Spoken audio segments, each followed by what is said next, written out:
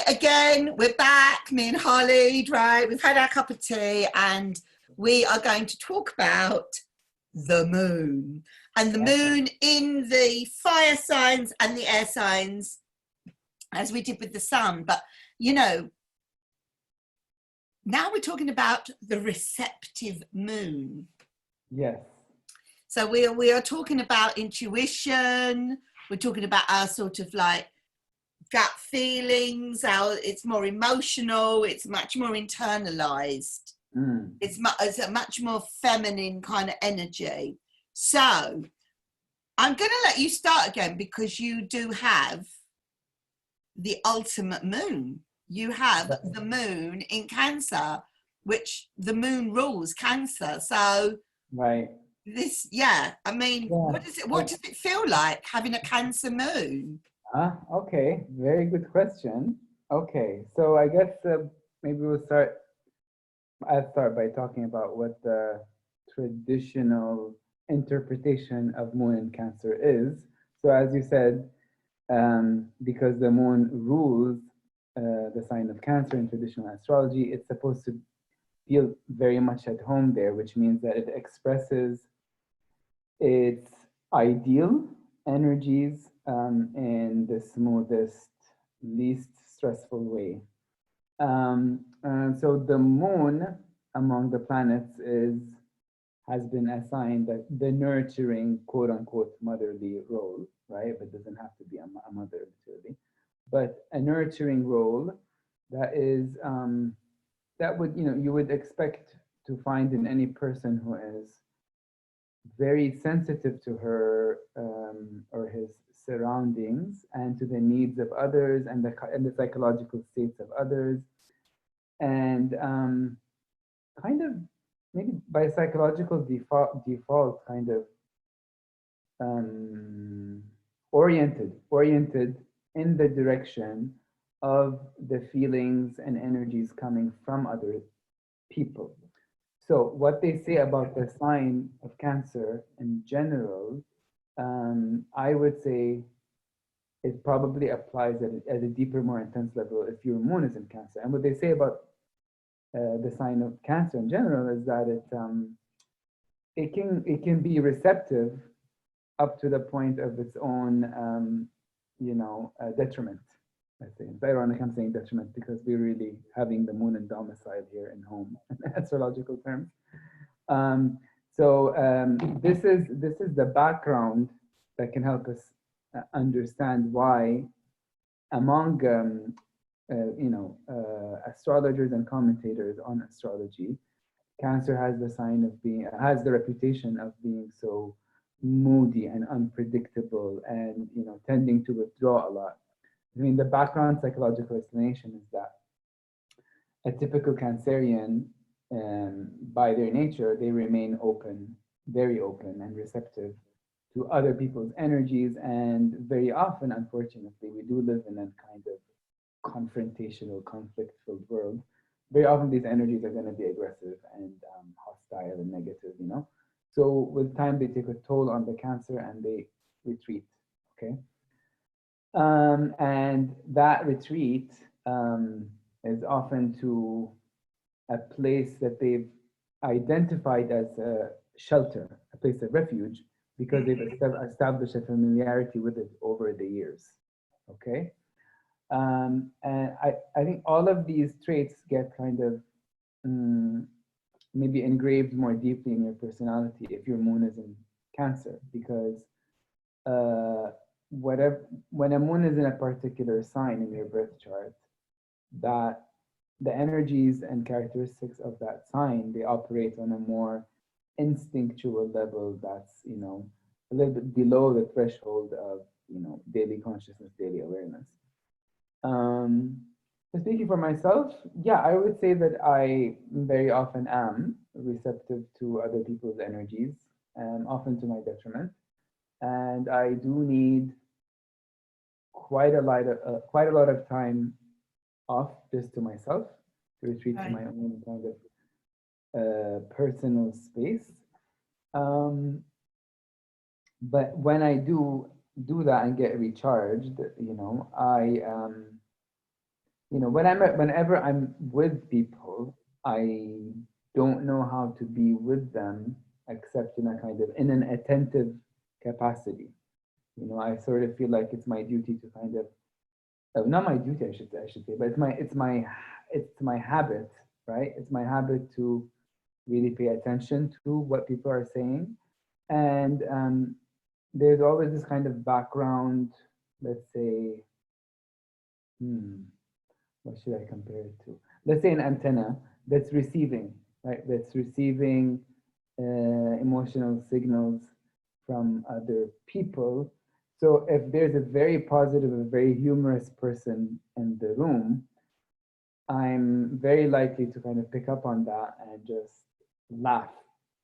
And so I'm very likely to pick up, the chemistry in a particular person. And if it's a chemistry that fits with mine, then you'll see it at work immediately, right?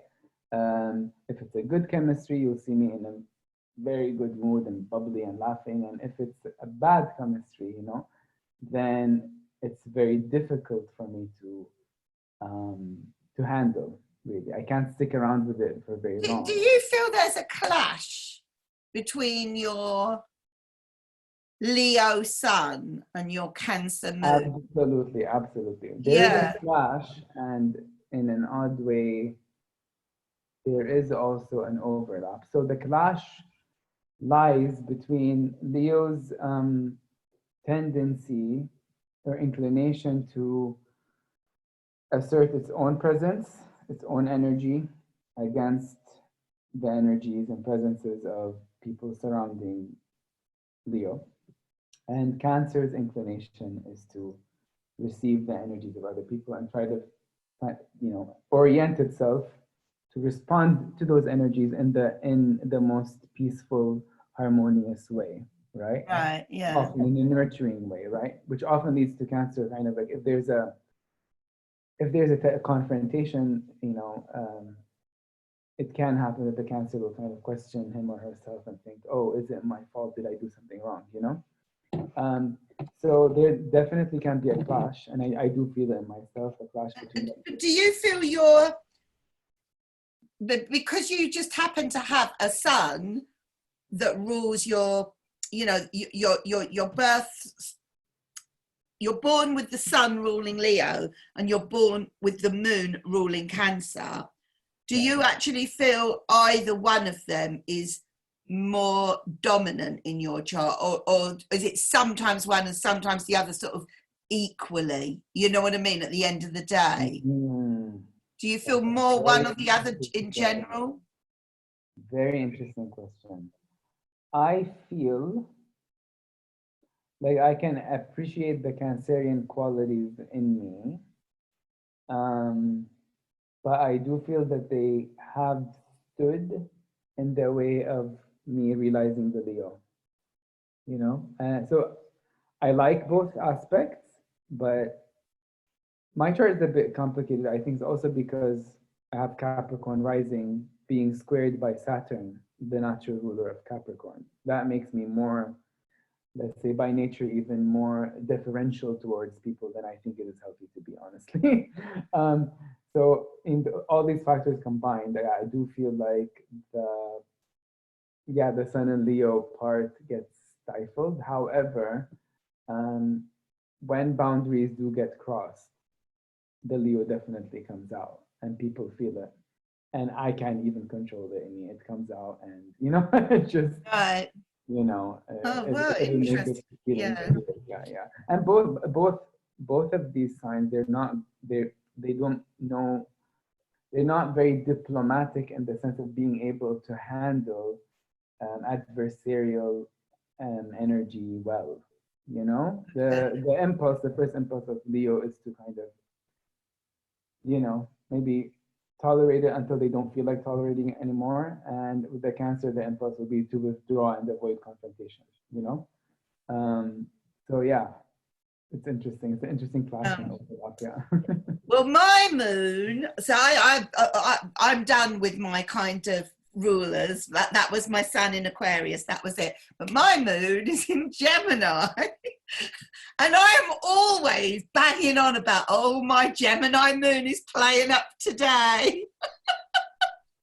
I'm very aware of my moon. Yeah, I'm kind of like emotionally or kind of like, or instinctively, a lot of the time all over the place, honestly. I'm kind of like, I will literally be doing one thing and thinking about something else, and I leave things in the middle of it, and I do it without even thinking. I'm like halfway through washing something up, and then I think, oh, right, you know, oh, I need to go and empty the bin. And then I'm emptying the bin. I'm thinking, why didn't I finish washing up that plate before I started on the bin? That is my Gemini moon. It kind of like literally instinctively stops me right in the middle of something and starts me on something else. And this happens to me all the time. And I have to say, the best cure, if you have got a Gemini moon, and the chances are you will need a cure if you've got a Gemini moon, that the best cure is to do something like the tarot, or something where you have to be creative and you have to be so focused. When I am doing tarot readings, that is me at my absolute most focused. It's kind of like I border on not recognizing myself. And I'm also like that when I'm on stage, because I do acting and performing and that sort of thing. When I am in front of an audience, or I have got a paying client, I have to focus. I have to do it. I have to leave my Gemini moon outside the door. And I do it successfully all the time. But as soon as I'm not on stage, or as soon as I'm not in front of an audience, honest to God, Khalid, my mind is all over the place. Even when I'm watching television or whatever, like I might be watching something I'm really enjoying, and I'll pause it for a minute, and I won't think, oh, I need to pause this because I need to do that. I won't even rationalize it. I will instinctively just pause it and think, did I get any emails? Check my email. Right, and then I'll go back to it. And I was like, why did I just do that? Why did I just do that? It doesn't mean I'm bored, or it doesn't mean that I'm sort of urgently waiting for something or anything like that. My Gemini moon is so noticeable. And I will tell you something. When I'm doing something that I don't have to, when I say I don't have to do it, I don't have to do it at that moment in time. So for example, every year I have to do the tax return, right? I have to do it. I'm self-employed, it's legal, right?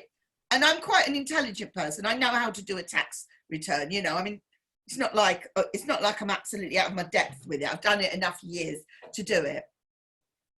My Gemini moon is like going like the clappers, because I don't want to be doing it. As much as I know how to do it, the best thing that I could do is just do it and get it out the way and then have my life back, right? Oh my God, my Gemini moon cannot bear it, right?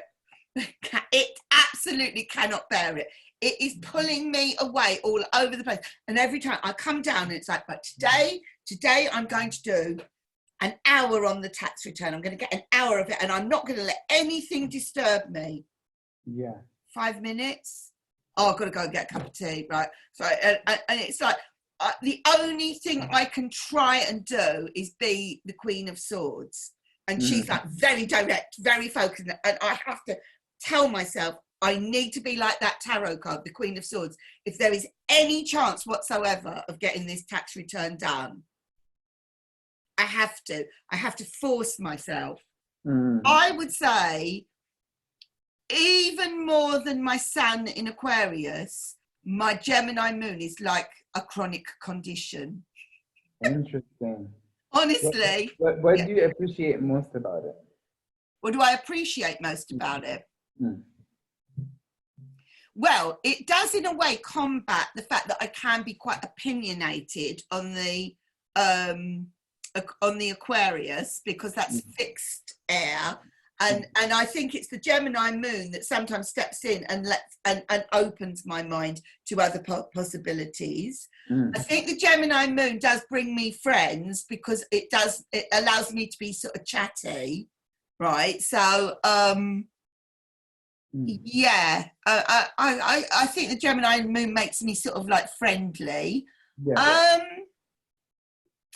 Also, yeah, I suppose the Gemini moon arouses my interest in things. So even though it might only be that I dip in for a little bit of that and dip in for a little bit of that, the Gemini moon will sort of instinctively kind of say, oh, go and have a look at that. It's almost like I think there's a connection with it and my intuition. Yeah. Actually. Yeah, that makes sense. Yeah. And what I've learned by doing the tarot and astrology, but I've somehow sort of, for some reason, I'm putting the tarot first in this sentence. The more tarot I do, the more synchronicity keeps happening. You know, like suddenly I'll turn over a card and I'll say something and it synchronizes with something else. And I just feel the Gemini moon is at play with some of this. You know, I do think it's a very intuitive place to have a moon, actually, funnily enough. Very interesting. Yeah. Because it takes me and it takes my mind into places that, you know, my conscious mind, my Aquarius mind, my Mandy kind of been, you know, the professional person mind is not sort of thinking, oh, I need the Gemini moon today. It's kind of like, I don't need the Gemini moon today. I need to focus and concentrate on what I need to do. But that little Gemini moon introduces little ideas and things, and kind of, I don't know, little magic moments come because of it. Yeah. But I can see both sides of it, the Gemini moon. I really can. I can see the positive side and the side that gets in the way of kind of like just getting something done. Yes. It's really weird as well, because I don't know, like sometimes, you know, you go to these people's houses and everything is kind of like so tidy and neat, and everything's got a place, and you can turn up, like, you know, I've got friends and I'll turn up at their house uninvited, and it was like they were expecting guests. It's all immaculate, and it's like, how do people manage to do that, right? And I know that I'm saying that because I've lived with a Gemini moon. Yes. It just is what it is. Well, you never run out of fun. That's another thing. I swear this is the truth, I never ever get bored. I can't remember what it feels. I can't say I've never felt bored in my life, but I actually can't remember feeling bored ever. I never have nothing to do, or I never think, what? Never. And I think that's quite nice in a way. Yeah.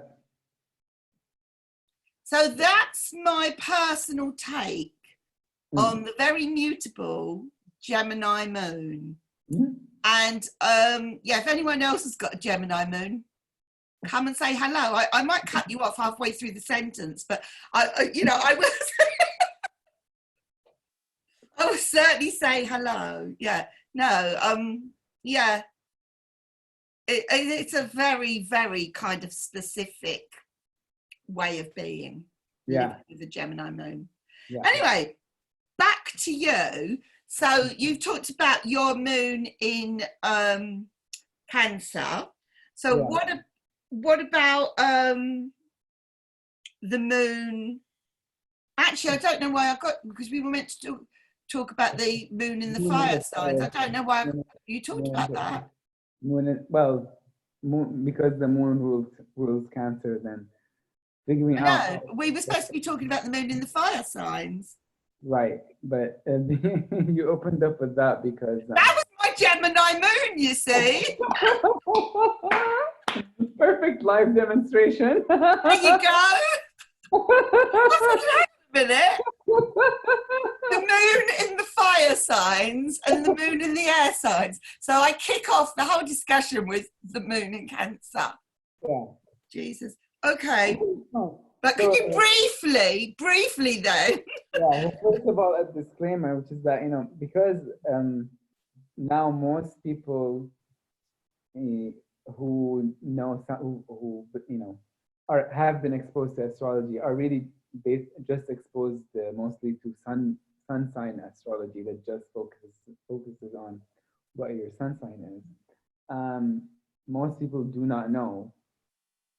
Most people actually don't know there is a moon sign, and maybe even among those who do, they don't necessarily know what it is. You'd have to go into a software application and Yeah, and I kind of think it is worth just mentioning before you talk about the moon in, let's say the moon in Aries, right? Right. But I was just going to say before you do, like obviously the sun is in a sign for about 30 days, like for about a month before it moves into the next sign. But the moon is only in a sign for 2.5 days before it moves on. So in a sense, it's a lot more personal than a sun sign. Yeah, I would say like you get more and more personal. Yeah. When you move from sun sign to moon sign and then to rising sign. And then to rising sign, of course. But anyway, tell us about the moon in Aries, and I will let you speak, and I won't interrupt you because we've gone over. Feel free to do so. It's fine. So moon in Aries, it's interesting because well, I know one person with the moon in Aries and another person with the moon in Leo. I don't know the moon in Leo person very well, but the moon in Aries person I know very well. And what I've read about what it means to have a moon in Aries very much matches the personality of my friend that I'm talking about here. So it's all about really being impulsive and needing to meet your needs right away, like feeling something and then needing to express it right away, or wanting something and needing to get it right away. And that can be understood once we see the moon sign as expressing how you go about fulfilling your basic needs.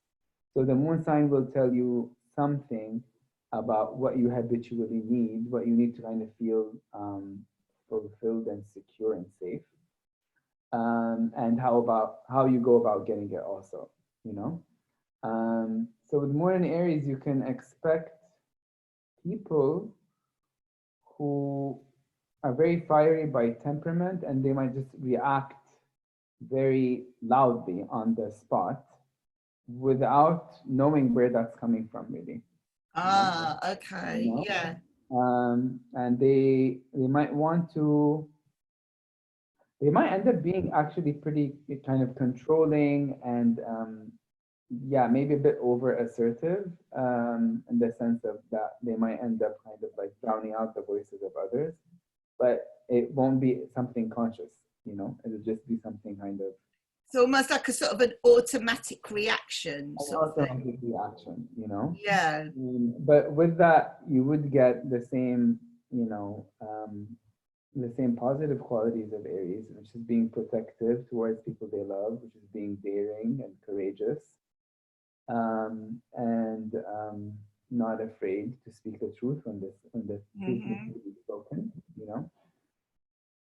adventurous, spontaneous. So yeah, all of those qualities are there, but just on a more habitual, instinctive level. I wouldn't call it kind of a life, let's say a life journey, as it would be if the sun were in Aries. Yeah. But with your moon in Aries, it's like more of a characteristic kind of. Yes, more of a characteristic. Yeah. So you can expect them to be like less patient with aggravating kind of situations, you know, less likely to keep their mouths shut when tactfulness would require that to happen, you know. But you know, on the flip side, you're getting someone who's more like what you see is what you get, you know. And maybe to an extent that is true of all the moons in the fire signs, because the fire signs generally, you know, the more fiery they are, the more typical they are, the less skilled they will be at concealing themselves. You know, they're just really not. They don't know how to sacrifice, right? Their spark. You know, what keeps them moving. In order to appease Yeah. the environment. Well, I think with the moon ruling Cancer, you know, it rules a water sign, a cardinal water sign. So to kind of put it in one of the fire signs, it's not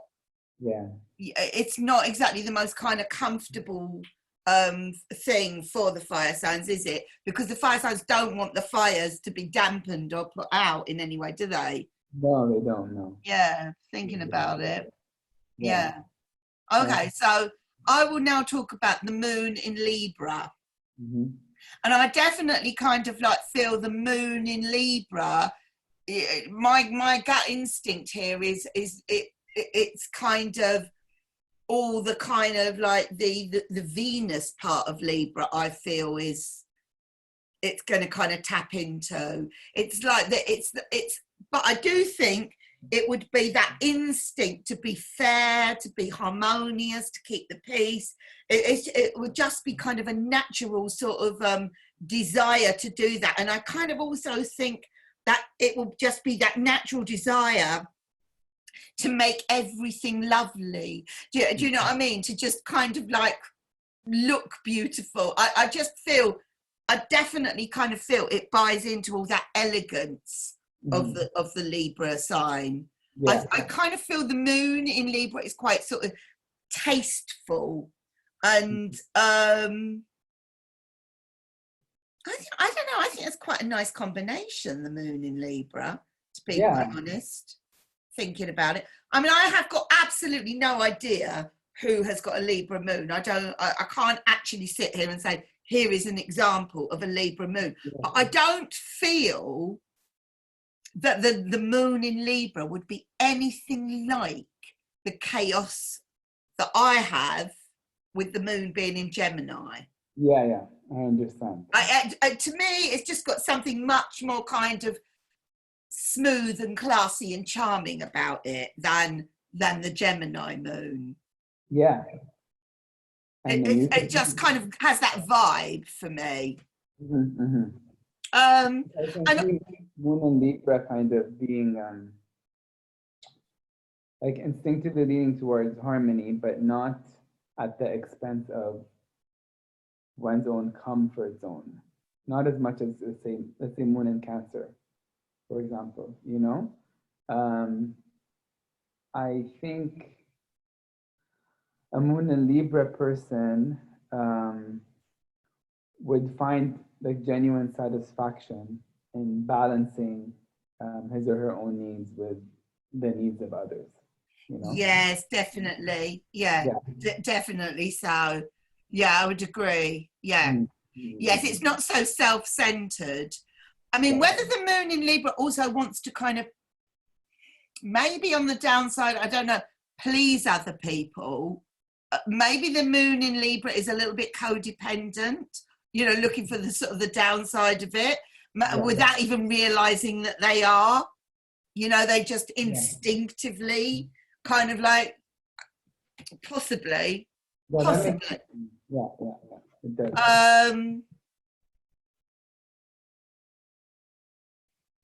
Don't know. I kind of the cardinal thing, cardinal air. Yeah, I feel that the moon in Libra would give somehow, if you're having to interact with other people, I think the moon in Libra would know how to do it, would have tact and charm, and kind of, they would just have style about it. That wouldn't be too difficult for them to kind of, you know, come up with. It would just be natural. Yes, yeah. That makes sense. That is how a moon would express the energy of a sign, I think. Yeah.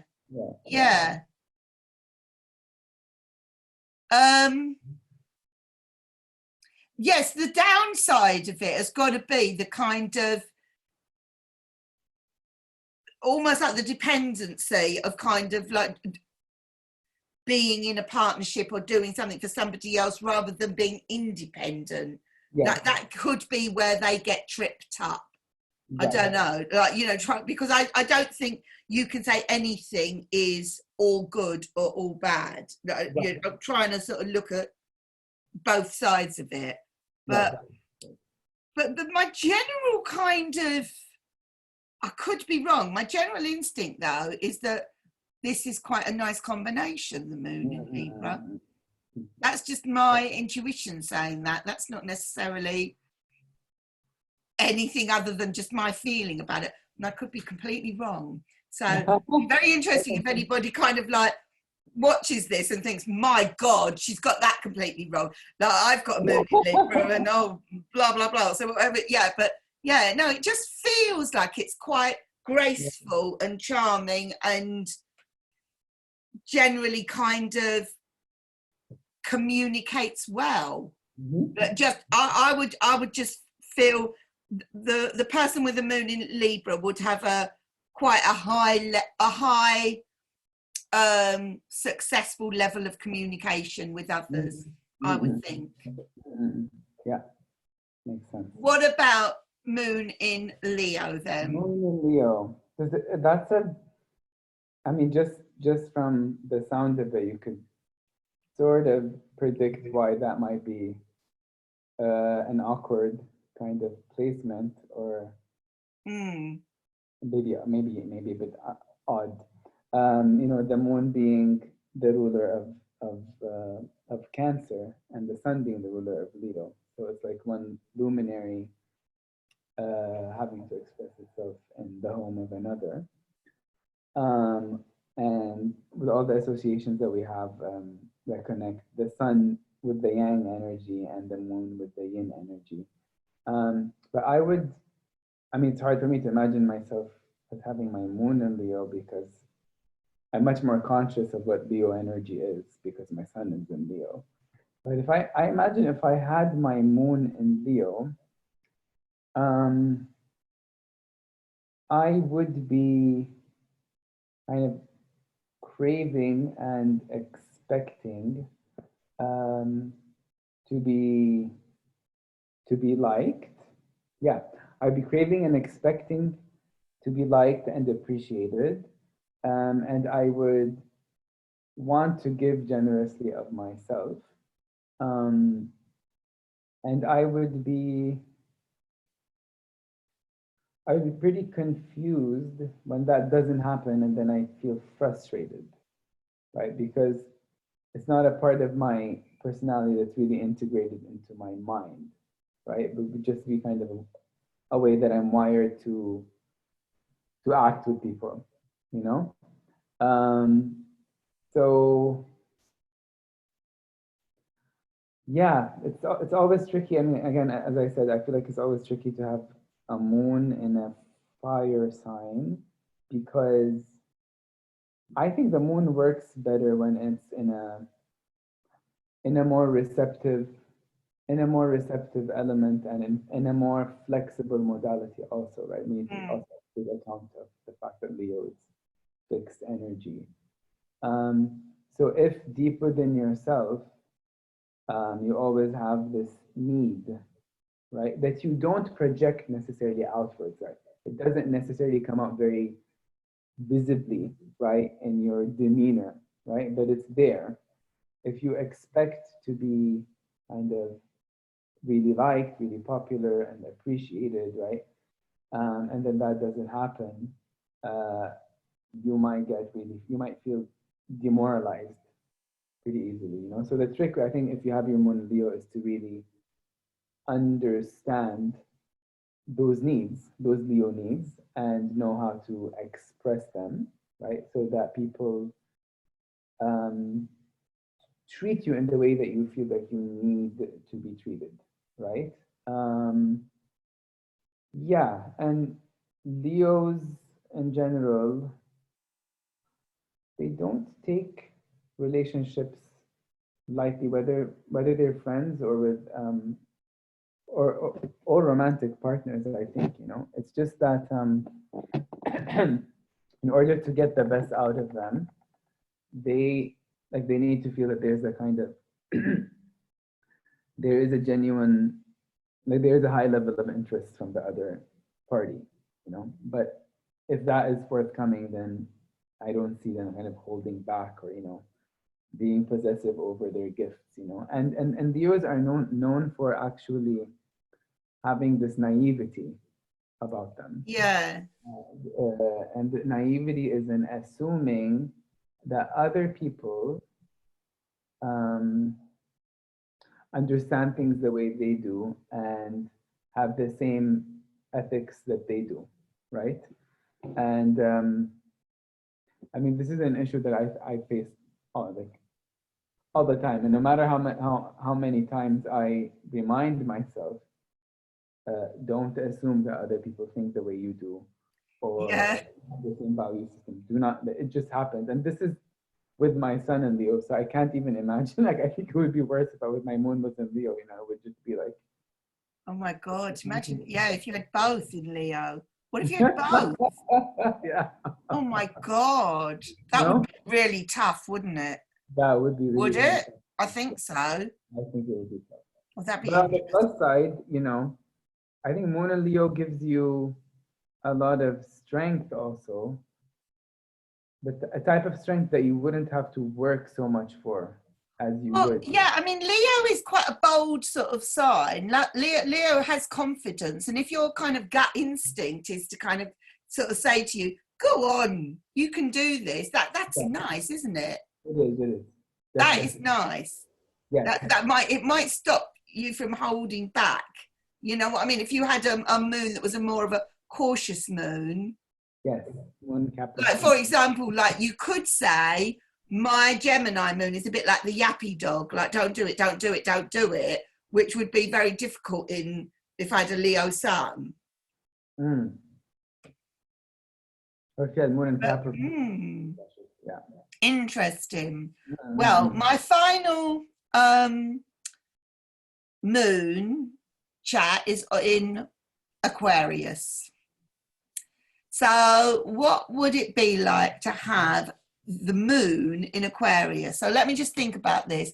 So again, I can't give any personal examples of anyone that I know that's got an Aquarius moon, but I feel that fixed air,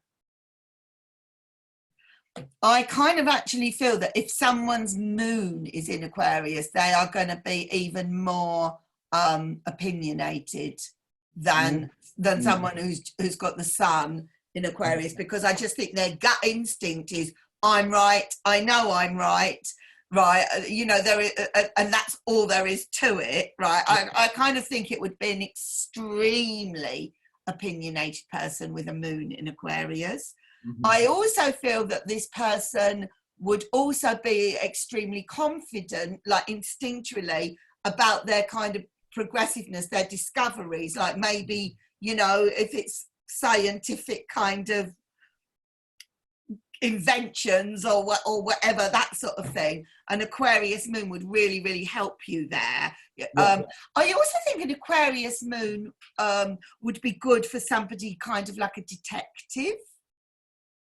Do you know what I mean? Like somebody who, you know, like when you get the police detectives that just got this really strong feeling that so-and-so committed the murder or whatever.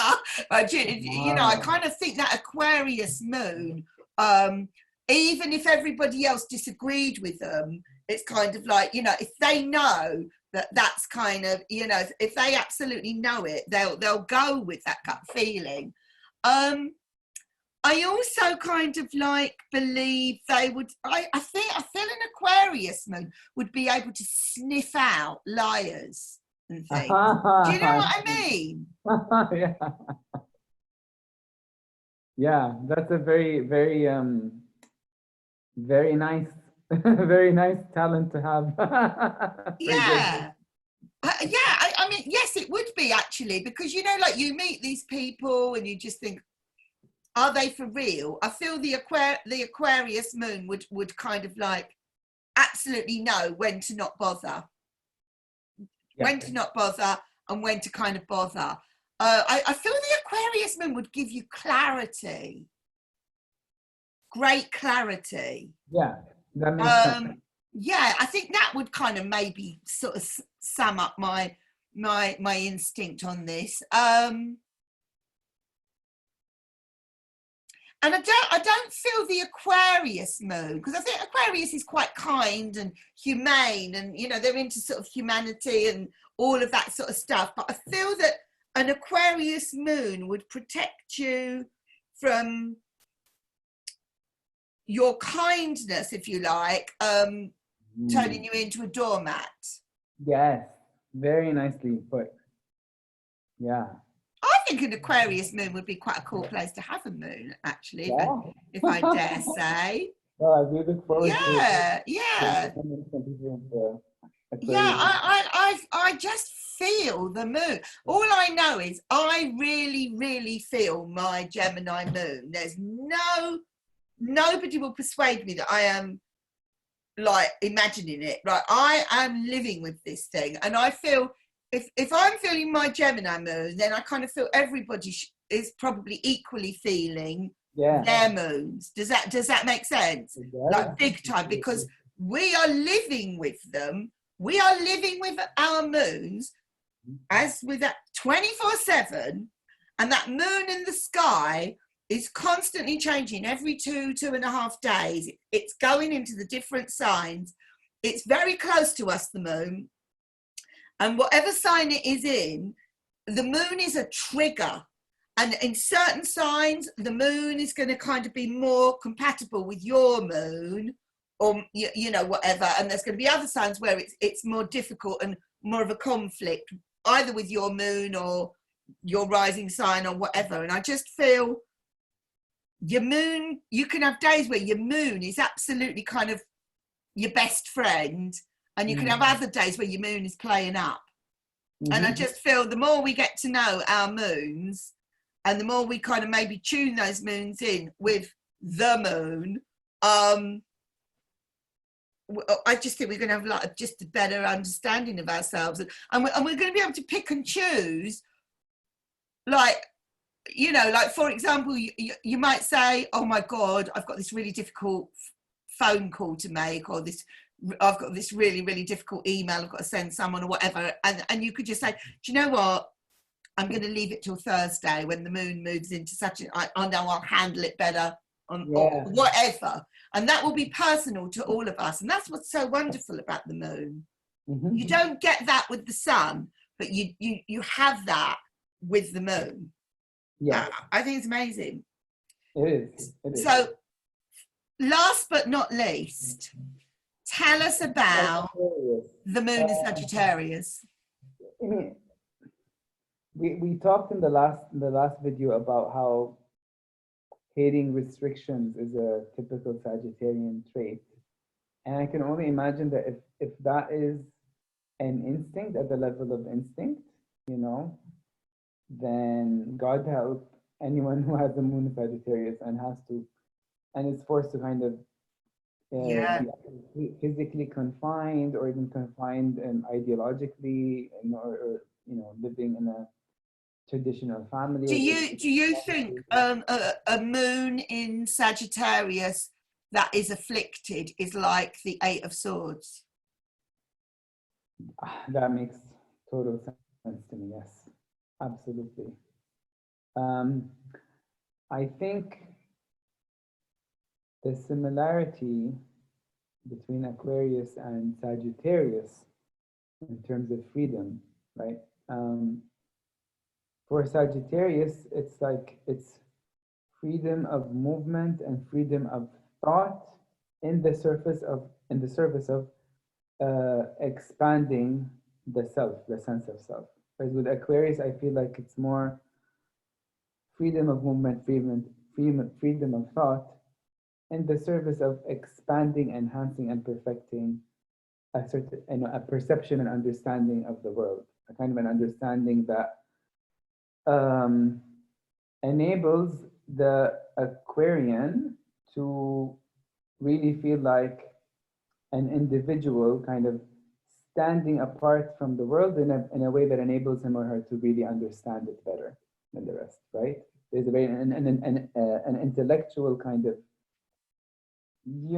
detached kind of drive in that hunger for freedom. And with Sagittarius, it's much more gut, kind of instinctive, right? So if you have your moon in Sagittarius, I imagine it would be like really suffocating for you to have your geographical or cultural or intellectual horizons really limited. Yeah. You would instinctively feel like I need to go, I need to have new experiences, not just, not just in the Gemini kind of way, not in a kind of light, let me dabble here and there kind of way, but like, no, I want to actually immerse myself in this experience, and I don't want to be just confined to one box. That is something that they would feel very deeply.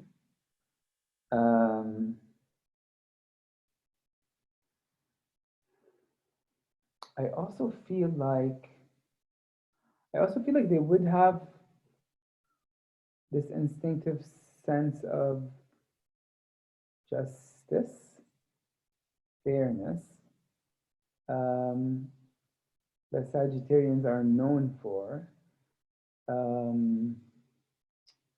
and instinctive optimism also. Yes, yes, so yes. Optimism that kind of persists even when the situation, the surrounding circumstances all seem to kind of push against it, right? And even when the surrounding discourse might be pushing against it, they would still be energized by this optimism that is a kind of a second nature to them,